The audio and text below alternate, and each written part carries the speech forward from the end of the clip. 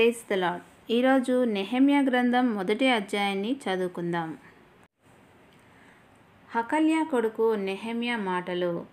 20వ సంవత్సరం కిసలేవ్ నెలలో నేను షూషన్ రాజభవనంలో ఉన్నప్పుడు నా సోదరులలో ఒకడైన హనానీ ఇంకా కొంతమందితో కూడా యూదా దేశం నుంచి వచ్చాడు. చెర నుంచి తప్పించుకున్న మిగతా యూదులను గురించి, జెరూసలేమును గురించి నేను వారిని అడిగాను. వారు, చెర నుంచి వచ్చిన మిగతా వారు యూదా దేశంలో చాలా బాధ, నింద పాలయ్యారు. జెరూసలేం గోడ ఇంకా కూలిపోయిన స్థితిలో ఉంది, దాని తలుపులు కాలిపోయి ఉన్నాయి అని నాతో చెప్పారు. ఈ మాటలు విని నేను కూర్చుని ఏడ్చాను. కొన్ని రోజులు దుఃఖంతో ఉపవాసముండి పరలోక దేవునికి ఇలా ప్రార్థన చేశాను. పరలోక దేవా, యెహోవా, భయభక్తులకు పాత్రుడైన గొప్ప దేవా, నిన్ను ప్రేమిస్తూ నీ ఆజ్ఞల ప్రకారం ప్రవర్తించే వారి మీద కృప చూపుతూ వారితో చేసిన ఒడంబడికను నిలుపుకునే దేవుడివి. నీ సన్నిధానంలో రాత్రింపగళ్ళు నీ సేవకుడైన నేను నీ సేవకులైన ఇశ్రాయేలు ప్రజల కోసం చేస్తూ ఉన్న ప్రార్థన శ్రద్ధతో విను, కండ్లారా చూడు.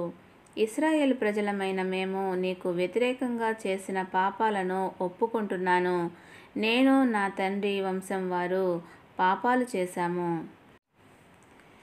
నీ పట్ల మా ప్రవర్తన చాలా కుటిలమైనది. నీ సేవకుడైన మోషే ద్వారా నీవు నిర్ణయించిన ఆజ్ఞలను, చట్టాలను, న్యాయ నిర్ణయాలను మేము శిరస వహించలేదు.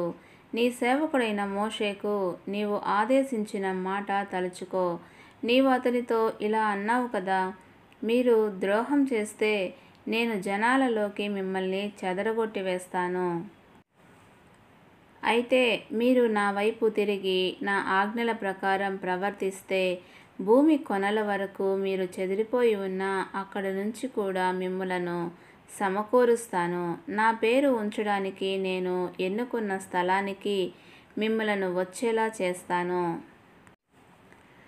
వారు నీ సేవకులు, నీ ప్రజలు. నీవు నీ మహా ప్రభావంతో బలిష్టమైన హస్తంతో వారిని విడిపించావు. కనుక యెహోవా, నీ సేవకుడైన నా విన్నపం, నీ పేరు పట్ల భయభక్తులు చూపడానికి ఆనందించే నీ సేవకుల విన్నపం శ్రద్ధతో ఆలకించు. ఈరోజు నీ సేవకుడైన నా పని సఫలమయ్యేలా చెయ్యి. ఈ మనిషి నా మీద దయ చూపేలా చెయ్యి. నేను చక్రవర్తికి పానపాత్ర అందించేవాణ్ణి. దేవుడి పరిశుద్ధ వాక్యమును దీవించునుగాక. ఆమెన్.